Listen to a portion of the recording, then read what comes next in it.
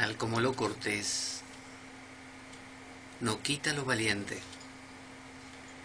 así lo hilarante no quita lo profundo. Y dado que la vida es un juego, aquí comienza la espada de Damocles, la ficción más real que puedas concebir.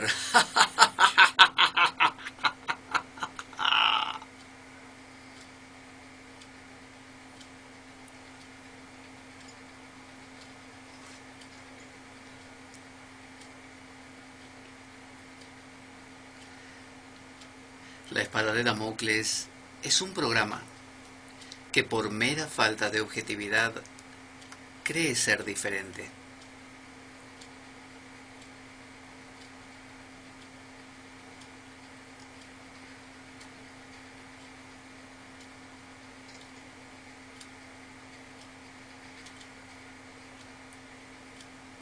Personajes mitológicos salidos de los más profundos avernos. Leyendas escabrosas y sin sentido. Curiosidades inquietantes e inútiles. Historias antiguas, malversadas por nuestra incapacidad de entendimiento. Y cuentos, cuentos carentes de profundo significado. También pretenderemos, sin el menor éxito, entender al ser humano en toda su dimensión. En suma, si quieres desperdiciar tu vida, bueno, aquí comienza la espada de Damocles, la ficción más real que puedas concebir.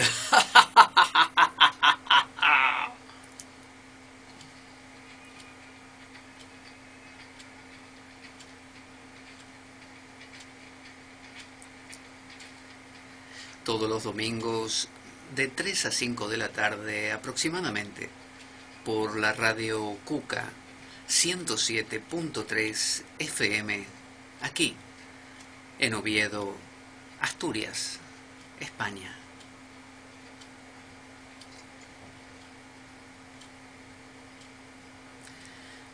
También puedes oír nuestros programas grabados descargándolos de nuestra web www.espadaweb.blogspot.com.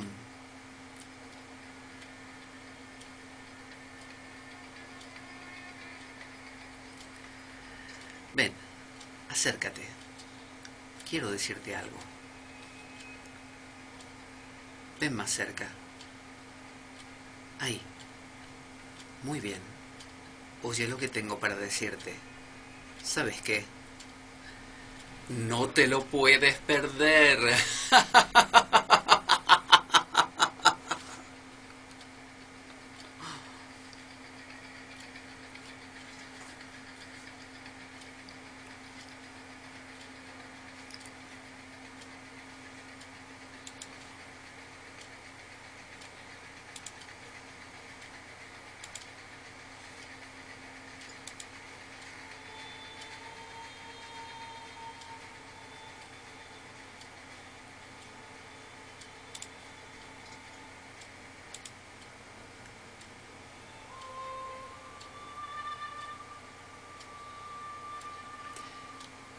Buenas tardes a todos. Aquí estamos en otro encuentro, otro domingo, en la espada de Damocles. Quien les habla, Pablo Veloso, reencontrándose otra vez para presentar, en este caso, la segunda parte de, como podrán intuir, un tema cristiano. La semana anterior estuvimos a pedido de María Elena, a quien saludo desde aquí y agradezco mucho por sus comentarios, opiniones y consejos también durante la semana. Hablamos nada menos que de Pablo de Tarso. Pablo de Tarso es un personaje muy complejo y muy relacionado con lo que es nuestra cultura. O sea, no podemos olvidarnos de él a la hora de de entender cómo pensamos, de descubrir por qué vemos las cosas como las vemos. Así que Pablo de Tarso es un personaje difícil de rescatar de la historia, porque a veces se entremezcla con el mito y también con algunos otros cristianismos que han ido quedando en el camino. Y algunos han llegado a decir que Pablo de Tarso es el verdadero fundador del cristianismo, y por eso dicen debería llamarse paulinismo en lugar de cristianismo. Pero vamos hoy a darle otro toque, otra vuelta de tuerca a aquello que la semana pasada fuimos transitando, fuimos recorriendo. Lo que vimos la semana pasada fue quién era Pablo de Tarso, cómo fue que nació, cómo fue que surgió en el mundo. Es decir, vimos que había nacido en Cilicia, una provincia de Asia Menor, que correspondería a lo que sería hoy Turquía. Vimos que tampoco esa teoría de que era romano, es decir, que sus padres de alguna manera tenían esa nacionalidad o esa ciudadanía romana, mejor dicho. Bueno, Pablo de Tarso aparentemente no la tendría, porque muchas de las vicisitudes que soportó en su vida, muchos de los inconvenientes que tuvo que sufrir, bueno, no los hubiera sufrido de esa manera, por lo menos si realmente hubiera sido ciudadano romano. Algunos alegan que, bueno, cuando pidió al emperador como audiencia para que el emperador pudiera tratar personalmente, enjuiciar su situación legal, que era muy difícil, bueno, algunos dicen que esa apelación al emperador era solo patrimonio de aquellos que eran ciudadanos del Imperio Romano, pero aparentemente no.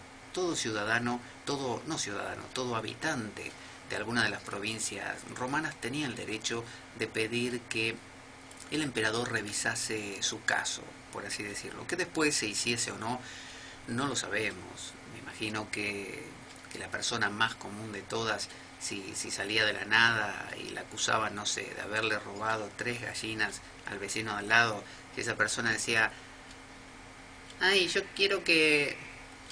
Vamos a ponerle ahí menos seco. A ver, yo quiero que llamar al emperador porque este juicio que me están haciendo no me convence para nada, ¿viste? Y quiero que el emperador me resuelva todo el tema. Bueno, quizá esa persona no le prestasen la menor atención y su caso acabase encajonado o archivado por ahí. Pero Pablo de Tarso era un hombre muy hábil. Pablo de Tarso se dice que hablaba arameo, que era el lenguaje que se hablaba en la Galilea de Jesús, provincia romana. Luego también hablaba latín, el idioma de los romanos. También hablaba griego, porque Pablo de Tarso era un judío helenizado.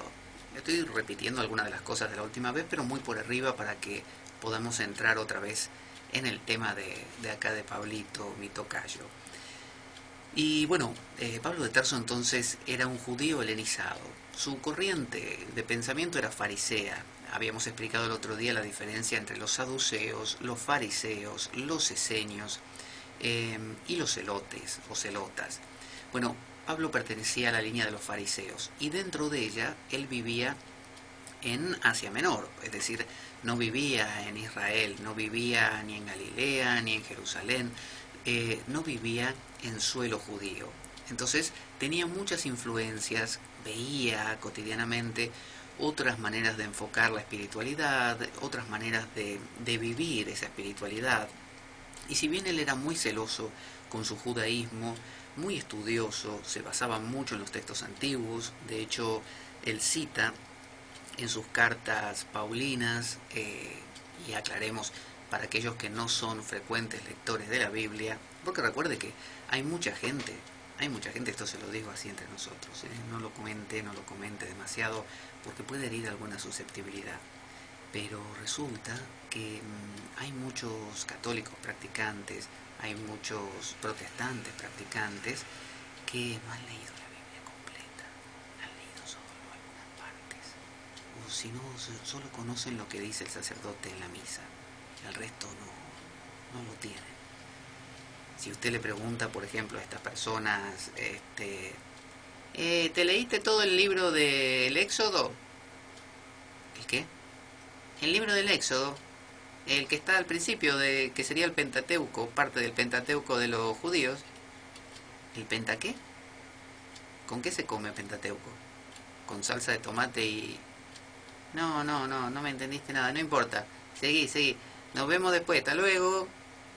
Es decir, hay mucha gente que no ha leído la Biblia por completo y se entendería perfectamente si uno es hinduista, por ejemplo, o budista, ¿no es cierto? O esquimal, que uno no haya leído la Biblia. Pero si uno resulta que es o proclama ser católico, apostólico, romano, veo que la gente cuando uno le dice, ¿y vos de qué religión sos? Yo soy católico, apostólico, romano. Y la R de romano la dicen dura, de manera que se note que son católicos, apostólicos y romanos. Es decir, la gente suele demostrar su filiación a una fe determinada, pero bueno, a veces en lo que se trata de conocer sus escrituras, bueno, ahí anda medio flojo el asunto. Entonces mucha gente no ha leído el Antiguo Testamento, porque le resulta aburrido. Conoce, sí, bueno, que Moisés sacó al pueblo judío de Egipto, bueno, y que dividió el Mar Rojo, por ejemplo. No sabe qué es el Mar Rojo, no se acuerda de eso, pero bueno, aunque sea dividió algo y pasaron por el medio, porque lo vio en películas como esta de Ben-Hur y los 10 mandamientos y todas esas, el manto sagrado, que no sé si usted las tiene, que cuando venía la Semana Santa, por ejemplo, en otras épocas, cuando yo era chico, por ejemplo, no es como ahora, que cuando venían épocas así religiosas, de festividades, como la Semana Santa, por ejemplo, la Navidad y cosas por el estilo, la programación televisiva se alteraba. Usted no lograba, no había forma de ver, por ejemplo, una película de cowboys, ¿no? De vaqueros, de tiros, digamos. No se podía. La señora que quería ver la novela tampoco podía. ¿Qué le ponían? Bueno, le ponían series de estas. Por ejemplo, como mucho Espartaco le ponían, ¿no? El esclavo este que se liberaba de los romanos y después lo agarraban y lo hacían percha en la vía Apia, tapizando la vía Apia con infinidad de cruces de estos gladiadores que se habían escapado. Pero es en el mejor de los casos. Pero en el peor le ponían el manto sagrado cada año, que era la historia de la crucifixión de Jesús y cómo uno de los romanos que se jugaba a los dados apostando para ver si se ganaba alguna de las ropas de Jesús, se queda con el manto de Jesús. Y ese manto parece torturarlo al tipo una vez que se lo pone. Es como, no sé si vio La Máscara de Jim Carrey, la película, que la máscara se le pega al rostro y le empieza como a apoderarse de él. Bueno, el tipo sufría, el romano, por la influencia del manto de Jesús y le agarraba como una culpa bárbara por haberlo crucificado y le venían a la mente las escenas de cuando con el martillo golpeaba los clavos para clavarlo a la cruz. Cosa rara, porque un romano en esa época vivía en un mundo donde la sangre era cosa cotidiana, era muy cruel ese mundo comparado con el nuestro. Nosotros vivimos en un mundo aséptico, en un mundo donde bombardean la franja de Gaza, pero bueno, no lo vemos. Y si lo vemos en un video que aparece subido a YouTube por el pobre padre de alguna criatura palestina. Y bueno, nos parece como que es un video más de los que vemos todos los días. Sin embargo, en el mundo romano, en el mundo de los judíos de esa época, del siglo I, se vivía en un mundo donde la más pequeña revuelta que había de algunos de los pueblos que eran colonizados por los romanos, bueno, eran masacrados sin ningún problema. Y de hecho existían los celotes, de los que hemos hablado, que eran una de las ramas del judaísmo de esa época, que eran llamados también los sicarios, porque llevaban un tipo de cuchillo llamado sica. Y con ese cuchillo, digamos que te convencían de cualquier cosa, te convencían degollándote. Y la crueldad y la sangre eran cosa cotidiana. Entonces, bueno, el manto sagrado, los 10 mandamientos, películas de los años 50 más o menos, que no habían hecho otras, eran superproducciones. Y como tales, no había dinero para repetir algo con tantos extras, con tanta gente disfrazada. Entonces uno veía esas imágenes y poco más era película muda. Sin embargo, lo torturaban a uno todos los años con eso. Y así uno se va forjando una idea de quién era Jesús. Y de Pablo ni se entera en realidad. Porque de Pablo, ¿qué conoce? Uno le dicen San Pablo. Y lo primero que dice la gente es, ah, sí, San Pablo, el que perseguía cristianos y los mataba, ¿sí? Que Dios le habló un día y le dijo, Saulo, Saulo, ¿por qué me persigues? Duro te es dar coces contra el aguijón. Y esa segunda frase, la del aguijón, en realidad uno no la tiene mucho en mente. Es más que nada la primera, Saulo, Saulo, ¿por qué me persigues? Y a partir de ese momento Pablo de Tarso cambia y se convierte en el impulsor y generador del movimiento cristiano. Eso es todo lo que uno sabe de Pablo de Tarso. Ahora, el cristianismo que se nos muestra en estas películas es un cristianismo monolítico, es un cristianismo uniforme, como si no tuviera facetas, como si no tuviera divisiones, como si todos estuvieran de acuerdo. Por ejemplo, Pablo, en el momento que tiene su llamada, como él le decía, donde Dios le dice, oh Jesús, Saulo, Saulo, ¿por qué me persigues? A partir de ese momento se convierte en el paladín, defensor y promotor del cristianismo en todo el mundo romano, básicamente, en el Imperio Romano, que era lo que cubría toda la tierra conocida en esa época, salvo ciertas, digamos, zonas muy, muy alejadas y desconocidas hasta ese momento, como las zonas a veces germánicas o del norte de Inglaterra. Sin embargo, todo lo demás era romano. Y Pablo parece haber recibido una verdad, y se nos cuenta en estas películas que Pedro, Pablo y los demás apóstoles estaban como en un acuerdo completo. Y hasta los demás apóstoles se pusieron contentísimos de que Pablo, después del miedo inicial de encontrarse con un Saulo o Pablo que los perseguía hasta ayer y los mataba, encontrarse con que se había convertido les pareció fantástico y estaban todos de acuerdo en cuanto a la doctrina y que todos empezaron a predicar en distintas direcciones y convirtieron al mundo entero. Y por eso todos somos hoy cristianos. Esa es la idea que se expresa en esta película. Sin embargo, no necesariamente fue así. El cristianismo no necesariamente fue monolítico, sino que, como bien dice Antonio Piñero, que cité en el programa anterior, porque bueno, ha sido una de las fuentes que he estudiado y que he absorbido para poder comprender mucho del panorama de esa época, ya que es un estudioso muy muy claro y que a la hora de explicar permite que personas como usted y como yo, que somos personas comunes, podamos entender estas cosas tan complejas a veces, ese entramado tan inextricable de la historia. Bueno, Pablo, en ese momento cuando tiene esa conversión, lo hace camino a Damasco. Y, y parte de esa conversión le da como una revelación. Y él siente que esa revelación fue una revelación a toda prueba. Él siente que lo que le dijeron era algo incontestable. Es decir, él no sintió que tuviera que preguntarle a nadie, escúchame, cuando venía acá camino a Damasco, tuve una experiencia, no sé cómo decirte, sobrenatural, ¿viste? No, no te asustes, no bajó un ovni. Es que vi una luz y me habló una voz y no tomé nada, no te preocupes, no, yo no consumo hongos, no. Es que, bueno, caí al suelo, me habló una voz y me dijo, entre otras cosas, que tenía que venir acá y buscar un tal Ananías y hacer lo que me dijeran. ¿En serio te dijeron eso? Sí.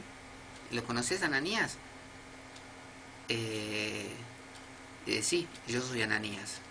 Ah, ¿en serio? Sí, y te dijeron que hagas lo que te dijera Ananías, ¿no? Sí. Bueno, yo soy Ananías. Dame todo el dinero que tengas. ¿Que te dé qué? Todo el dinero que tengas. Tenés que hacerme caso, yo soy Ananías. ¿Me estás diciendo en serio? Sí, dame todo el dinero que tengas, ahora. Vos no sos Ananías. Dame el dinero. Vos no sos Ananías. Dame el dinero, te voy a... Entonces Pablo, bueno, hasta que encontró a Ananías, eso fue al principio. Después dio con Ananías y Ananías le explicó todo lo que la comunidad damascena, o sea, de Damasco, y antioquena pensaban. Usted dirá, antioquena, damascena, ¿qué cosa es eso? Bueno, eran comunidades de cristianos. ¿Qué eran los cristianos? No se llamaban cristianos en realidad en esa época, más que nada se llamaban nazarenos, porque seguían a este rabí, a este rabino, llamado Jesús de Nazaret, no Jesús de Belén, porque Jesús aparentemente no nació en Belén. El hecho de que se lo hiciera nacer en Belén y se le creara esa genealogía como nacido en esa zona, bueno, respondió a otros motivos. Respondió a que, por ejemplo, hacía falta demostrar que había nacido en Belén, porque Belén era la ciudad, me emocioné, la garganta, la ciudad de David. Y como tenía que pertenecer en las escrituras antiguas, los profetas decían que el Mesías descenderá del árbol de David. El Mesías será hijo del tronco de David.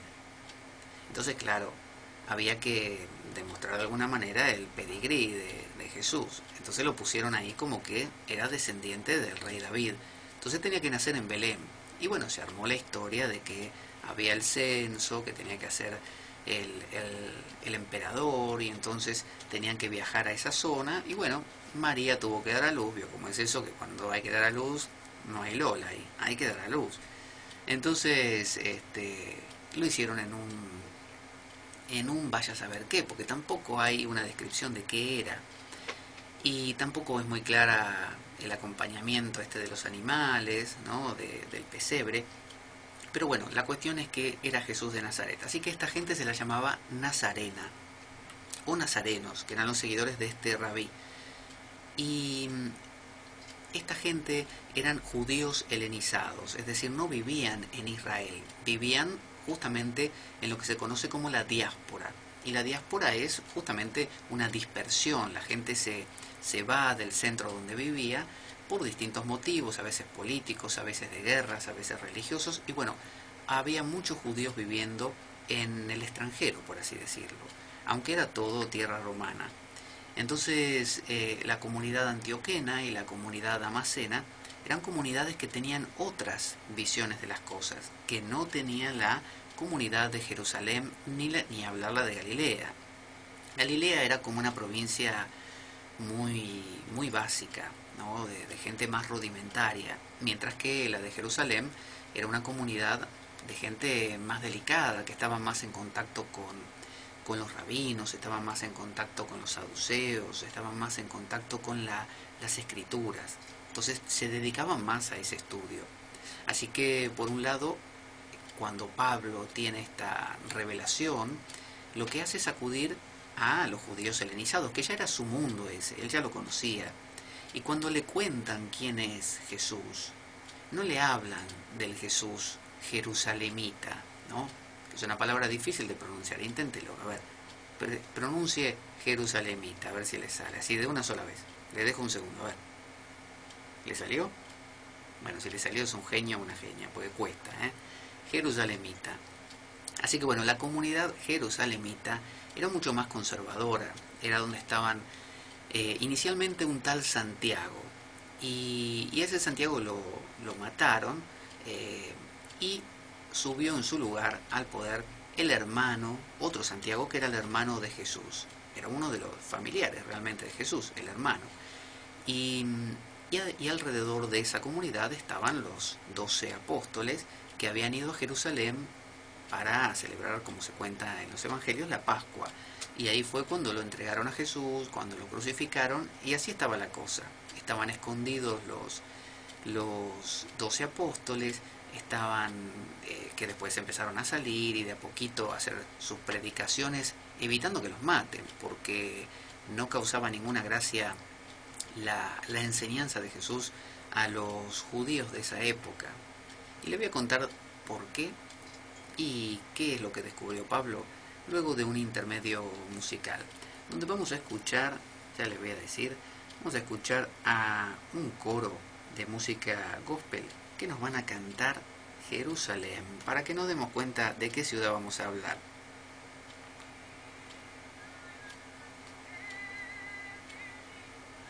Ahí. Para que no quede duda de qué ciudad hablamos, ¿eh? Jerusalén, sí señor. Puede cantar conmigo. Jerusalén. Lo demás que dice no sé qué es. Yo solo entiendo Jerusalén. Ahí va. En unos momentos regresamos con más La Espada de Damocles y más Pablo de Tarso.